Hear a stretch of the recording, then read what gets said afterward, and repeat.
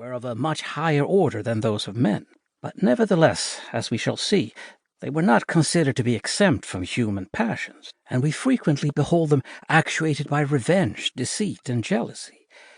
They, however, always punish the evildoers, and visit with dire calamities any impious mortal who dares to neglect their worship or despise their rites.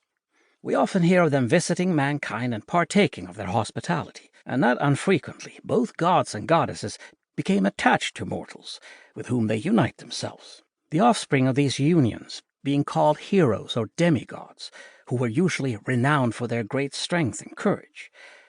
But although there were so many points of resemblance between gods and men, there remained the one great characteristic distinction, namely that the gods enjoyed immortality.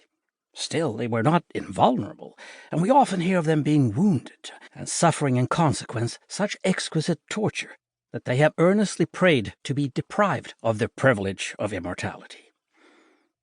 The gods knew no limitation of time or space, being able to transport themselves to incredible distances with the speed of thought. They possessed the power of rendering themselves invisible at will, and could assume the forms of men or animals as it suited their convenience. They could also transform human beings into trees, stones, animals, etc., either as a punishment for their misdeeds, or as a means of protecting the individual thus transformed from impending danger. Their robes were like those worn by mortals, but were perfect in form and much finer in texture. Their weapons also resembled those used by mankind. We hear of spears, shields, helmets, bows, and arrows, etc., being employed by the gods. Each deity possessed a beautiful chariot, which, drawn by horses or other animals of celestial breed, conveyed them rapidly over land and sea according to their pleasure. Most of these divinities lived on the summit of Mount Olympus, each possessing his or her individual habitation, and all meeting together on festive occasions in the council chamber of the gods, where their banquets were enlivened by the sweet strains of Apollo's lyre, whilst the beautiful voices of the Muses poured forth their rich melodies to his harmonious accompaniment.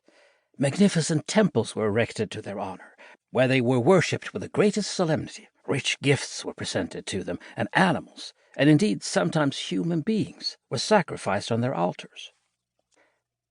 In the study of Grecian mythology, we meet with some curious and what may at first sight appear unaccountable notions. Thus we hear of terrible giants hurling rocks, upheaving mountains, and raising earthquakes, which engulf whole armies. These ideas, however, may be accounted for by the awful convulsions of nature, which were in operation in prehistoric times.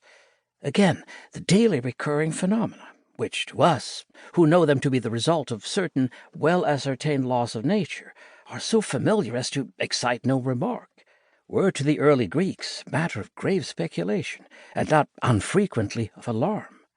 For instance, when they heard the awful roar of thunder, and saw vivid flashes of lightning accompanied by black clouds and torrents of rain, they believed that the great God of heaven was angry, and they trembled at his wrath.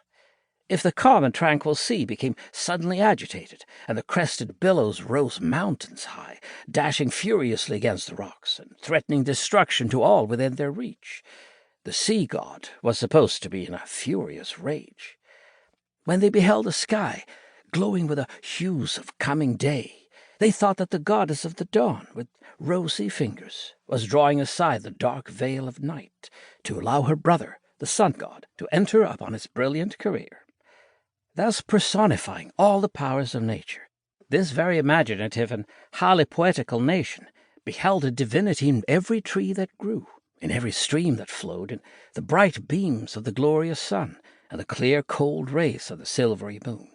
For them, the whole universe lived and breathed, peopled by 1,000 forms of grace and beauty. The most important of these divinities may have been something more than the mere creations of an active and poetical imagination.